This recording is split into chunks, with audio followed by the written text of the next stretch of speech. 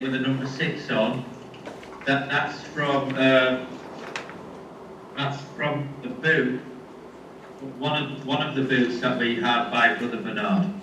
That's one of Brother Bernard's books on church history. That one. That's chapter 6 out. What I'd like to do is to pick out an article entitled "Eternal Security." It's the one with the little shades of hair or wheat or whatever they are. Yep, got it. Yeah, it's called "Eternal Security." Let's see it. Yeah, got that one?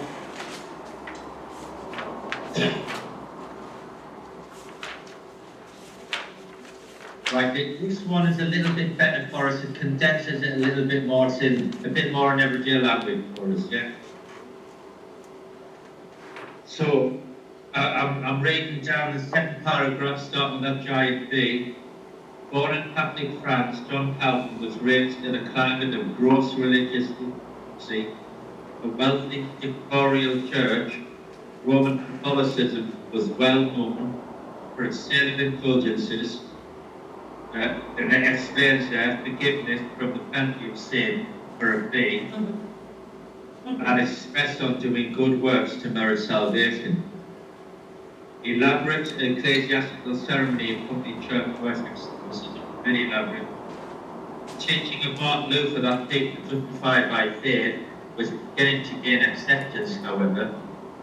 So with that backdrop, Calvin formulated his theories and moved to Switzerland, where he began to preach and teach. So the basic tenets, basic things of his faith were based on what we call the doctrine of predestination. Yeah? Now this is a massive subject. I'm just going to try and cover it briefly, basically as I can. Yeah, Augustine had taught this, Luther had taught this, but it becomes identified mostly with Calvin. People even now talk about being a Calvinist if they believe this viewpoint,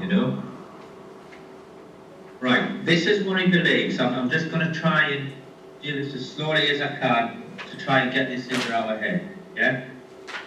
By the decree of God for the manifestation of his glory, some men and angels are predestined unto everlasting life, and others foreordained unto everlasting death.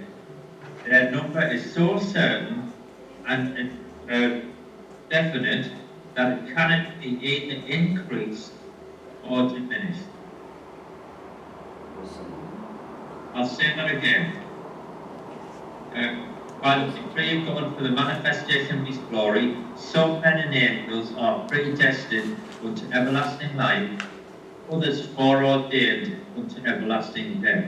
Their number is so certain and definite that it cannot be either increased or diminished.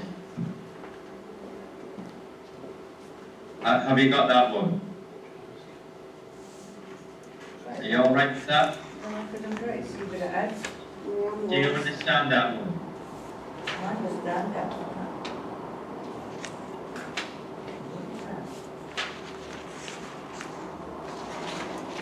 Ladies, I'm not asking if you've got the handout. I believe you just read it. But I've got the asking if handout, yes, but we're trying to figure out when you could have jumped from one bit to another, if you know. We're trying to see where it is you've jumped in. I haven't jumped anywhere. I just read a paragraph out. So it's I the same read a man, paragraph from security. Eternal Security. What paragraph? I read from the middle paragraph Right. of that newspaper article entitled Eternal Security, Okay, starting at the top where the T is. I right. just went a little bit down from there. Right, okay. And I read it word for word, basically. Right, let's not get too caught up on, finding the handouts. I'll read it again. And if you can read, if you've got it there. So this, in the speech marked here, just after the brackets, it says, by the decree of God for the manifestation of his glory, some men and angels are predestined unto everlasting life, and others foreordained unto everlasting death. Their number is so certain and definite that it cannot be either increased or diminished. What do you think about that?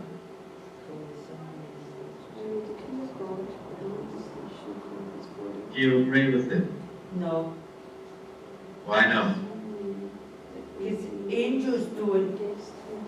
angels don't die or live. It Yeah, says yeah, some, angels don't die, are it they? But if says, they don't die, they're going to live forever. They're not going to die then. The angels are in heaven. They're no. Are they not? They're all in heaven. I'm right we're, enough, we're all right enough, predestined, we're all predestined for No. everlasting life. Yeah. Are we Well, not? everyone's predestined for everlasting life. Yeah, that's what I Uh-huh. said.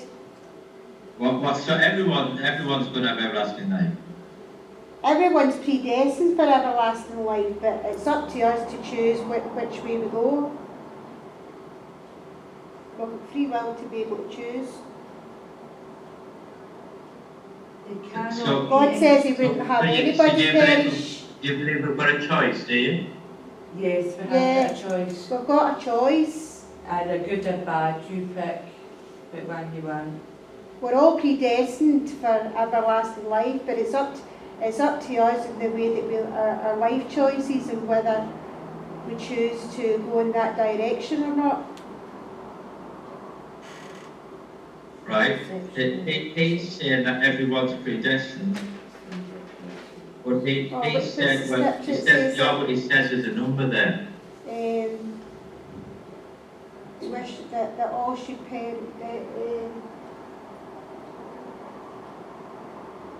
There's a number. So get back to us, right? We believe that we've got a choice. That choice involves repentance and following God, doesn't it? Yeah? It depends on your view of we believe that our soul, a lot of us believe that our soul is eternal, but that is going when we die. It depends on your view of what's going to happen. It depends on your view of what you believe the afterlife is like. About heaven and about whether it's a lake of fire or whether it's everlasting. That's not dependent on that. Whether you believe that all of that. I'm not getting into that now, but what this is saying is he believes that there's only a certain number who God would call the elect. And that God chooses who's part of this elect. And that I don't believe this is select. I don't believe this is select, and I don't believe there's so many numbers. I definitely don't believe in that, because if God had his way and we were all good, every one of us would be saved and would be in heaven. Every one of us. It's just that some people don't pick the good way and they want to pick the bad way, and that's why they don't go to heaven. But I don't believe that there's a certain amount of people that can only be saved. I don't believe that whatsoever. No. Definitely do not. See, I agree with you. I do agree, because the Bible says God will not none perish, but that all will repent. That's what the Scripture says. God tells you at the very last second, if you want to be saved, you've just to say it and you're saved. So where are they getting the numbers then? See that the thing about this, I don't understand it. This doctrine's a pretty deep one, right? I'm looking at it from a really simple point of view. But I believe that it says in the Word of God that God's willing that none should perish, but that all should come to repentance, as Scripture says. Yeah, I'm trying to look for that scripture, I'm trying to remember. Yeah, I think None should perish, but have everlasting life. I think there's a danger here as a Christian that once you become a Christian, you start thinking, now I'm a Christian, I'm saved. You can get into this. It's like, what it is, it's like you've got into an elite club, an elite, and you think, now I'm in the elite, I'm in the club now, that's it, I'm going to heaven. No. But I think if you get in the frame of mind that he's written here, then you believe that because you're in, you was going to be in. That means that you must be one of God's chosen ones, one of God's elect, and that you're in. I believe that you're never saved, you've got to keep on working at it. Always got to work at it. You've got to go forward in God's will and ways. So, see, I agree with you. Obviously, you know, we're in the same church, and so we're in a lot of agreement. But can you see how people would see this as being pretty, what's the word I'm after? It's pretty attractive, isn't it? Yeah. The idea that once you're in the club, you're in for life. Me personally, I think anybody that believes that is just a wee bit warped in the head, to tell you the truth. That there's only going to be so many, and I know it's the thing with faith that believes in that, isn't it? Did you call them Jehovah Witnesses? Yeah. It's Yeah. Jehovah Witnesses that believe in that. It is similar on that viewpoint, right? I'm going to move on a little bit here. I'm just going down that same paragraph, yeah? I'm in that middle paragraph, I'm just moving down. I'm just going to explain the next bit. Calvin also taught the doctrine of imputed righteousness and applied it in a way that minimized the need for continuing to be in Christian life. What does that mean? That means that this is what he's saying, not me, right? What he's saying is that Christ represented us so well that his righteousness is accounted as ours, as though we ourselves had been perfectly obedient. In other words, it's a bit like, because Jesus was the perfect sacrifice for us, he became our sacrifice, so he was a perfect, unblemished lamb. We become the perfect one. So because of that, it doesn't really matter what we do now, because the price has already been paid. Rapture now might be unclean, but God doesn't look at us anymore. He looks at what Christ did for us. And because of that, the perfect thing. Do you agree with that? No. No. No. The actual part. But Maria here says no, because sometimes we fall. That's right, we do fall. You can think what he means, can't you? That I believe when I sin and when I'm going to go to repent, at that moment that I truly repent, I believe I'm clean again. I believe that's the state that he's talking about there. Christ died for it. That's just it cleansing. But what he's saying is stop in that state all the time because of Christ did. He doesn't believe that you can fall back into sin, basically. Yeah, our righteousness or sin personally. Aye. Here's the thing, folks. If we're in a church that believes that once you're saved, you're always saved, and you're always going to be clean in the eyes of God, and that God, because of that, God's chosen you. It's called unconditional. This is the third point. Unconditional eternal security. That means if God's got a certain number, he's picked that number for it to be saved. It makes sense that if he's picked that number to be saved, then they can't be lost. So if I'm already saved, and I believe I'm saved, and I believe that I can't become dirty because I'm forever clean because of what Christ did for us, then it makes sense that I'm one of the chosen ones, or the predestined. So why are you here? Sorry? Why are you here if you're saved and you're never going to sin again and God's already wanting you to come with him? So why are you here? Well, praise the Lord, I'm here because I'm in the club and, that's it. I've got a lifeline, I've got a lifelong membership. But he's saving us to take us to heaven. He's actually saving us to take us home. So, if we're already saved, why are we here? Can you see why John Calvin's why this idea of unconditional eternal security, once saved, always saved, predestination? Can you see how all of that wrapped up together is really appealing to the church? Yeah? Yeah. obviously I don't believe it. It's Otherwise, actually I quite wouldn't be on my frightening. knees repenting on a Sunday night, you know? I actually think it's quite frightening that somebody actually believes that.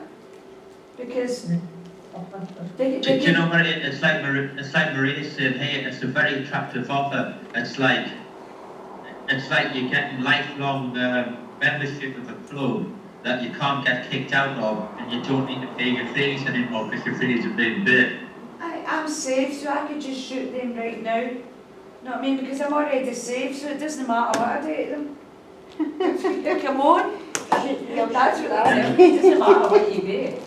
And then you don't need. Well, can you indeed? There's no need for holiness. There's no need to check how you act. You know, it's a very attractive offer, isn't it? Yeah. But what he's done is he's got hold of scripture, and this is what I say all the time about church history. Man gets hold of scripture and twists it. I mean, the Bible talks about Twists it to restless, suit being itself. undestructed. He twists it and perverts it, basically. Yeah. I'm gonna leave that. Have a look through that article. It's a good one.